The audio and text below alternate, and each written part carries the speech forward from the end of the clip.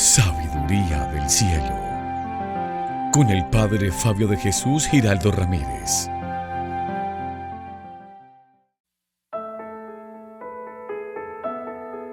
Bienvenidos, queridos amigos, a esta reflexión de la Palabra de Dios. Hoy celebramos la fiesta del Santísimo Nombre de la Virgen María. Les invito para que meditemos el Evangelio de este día, tomado de San Lucas capítulo 6, versículos del 27 al 38. En aquel tiempo, Jesús dijo a sus discípulos: amen a sus enemigos, hagan el bien a los que los aborrecen, bendigan a quienes los maldicen y oren por quienes los difaman. Al que te golpee en una mejilla, preséntale la otra. Al que te quite el manto, déjalo llevarse también la túnica. Al que te pida, dale, y al que se lleve lo tuyo, no se lo reclames.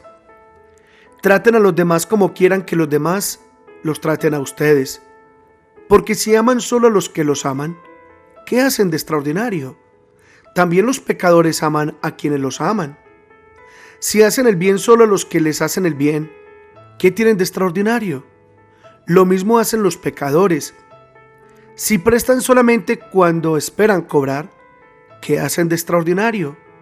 También los pecadores prestan a otros pecadores con la intención de cobrárselo después.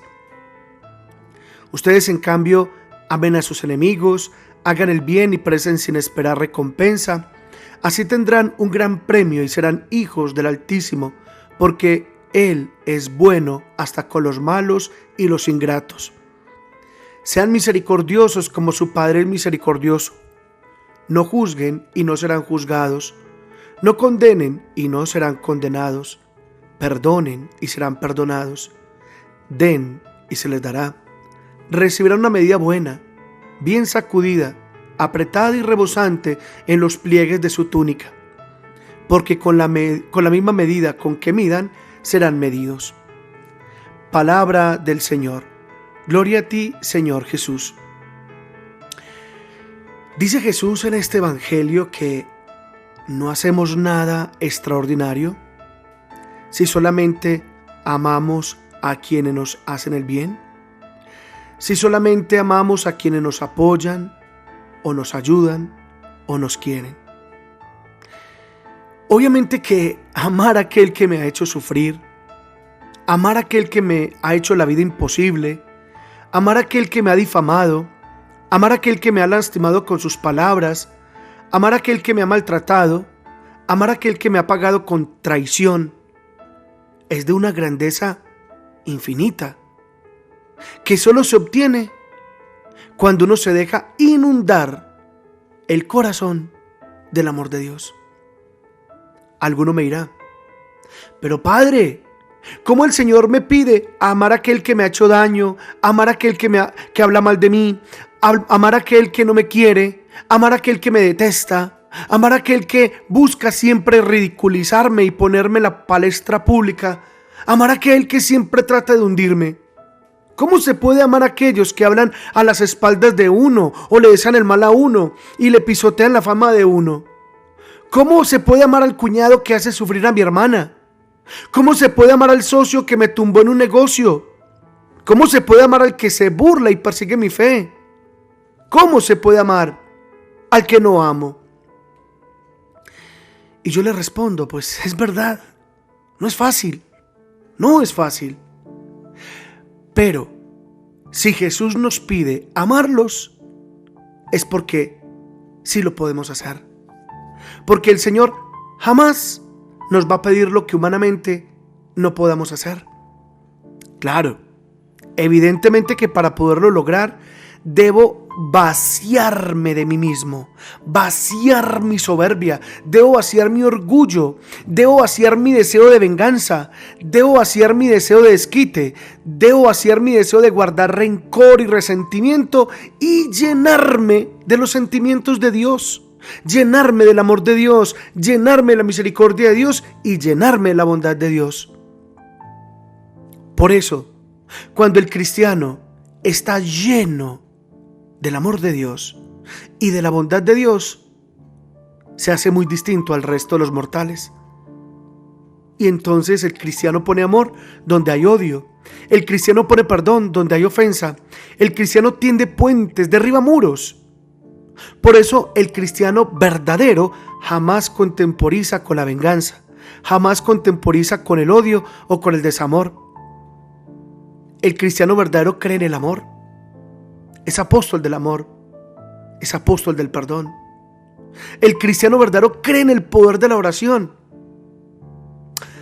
Ahora bien, seamos sinceros, hermanos. Una persona se nos vuelve enemigo, quizás no tanto por lo que esa persona dijo, quizás no tanto por lo que esa persona hizo, sino que una persona se nos vuelve nuestro enemigo porque nuestro corazón está airado, está furioso, está altivo, está fastidiado. Y entonces no podemos hacer otra cosa que cerrarnos a la comprensión, cerrarnos al perdón, cerrarnos al amor. Hay que oír a una persona separado o separada de quien fue su novio o su novia, o mejor aún, su esposo o su esposa. Cómo hablan con desprecio, cómo hablan con rabia, cómo hablan con furia de su ex. Sí, de esa persona que conoció, de esa persona que se enamoró, de esa persona que construyó un proyecto de matrimonio, de esa persona con la que celebró el matrimonio. Cómo habla luego con un terrible resentimiento y con una dolorosa amargura. Claro, afortunadamente no todos, pero una buena parte sí. Por eso en mi vida he aprendido sobre ese tema que hay que escuchar las dos versiones. Ejemplo, entre dos excompañeros de trabajo que ahora se pelean, hay que escuchar las dos versiones. Entre dos examigos que ahora están enemistados, hay que escuchar las dos versiones. Entre dos exesposos que ahora están peleados, hay que escuchar las dos versiones. Entre dos hermanos que ahora no se hablan, hay que escuchar las dos versiones. Nunca podemos decir que la culpa es totalmente la otra persona. No, la responsabilidad es compartida. Y quizás nuestra mayor responsabilidad es que en algún momento cerramos el corazón y no intentamos aceptar, y no intentamos comprender, y no intentamos escuchar, y no intentamos acompañar, y no intentamos perdonar, y no intentamos amar a esa persona. ¿Cuántas veces por nuestro orgullo y por nuestra soberbia personal decimos: a mí esa persona no me importa para nada, no existe para mí, no me interesa, no le deseo ni bien ni mal? Claro, no existe. ¿Y saben por qué? Porque psíquicamente la has matado, porque mentalmente la has destruido. A veces esos odios enconados con la familia de sangre, con una cuñada, con un cuñado, con una prima, con un hermano, con un ex, no destruye a la otra persona, nos destruimos nosotros mismos.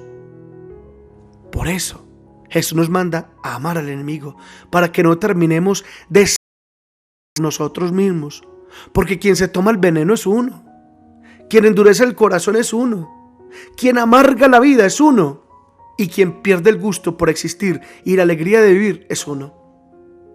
Por tanto, no lo hagas, no vale la pena. Que el Señor nos conceda la gracia de vaciarnos de nuestros sentimientos malsanos y equivocados y llenarnos de su amor. En el nombre del Padre, y del Hijo, y del Espíritu Santo. Amén.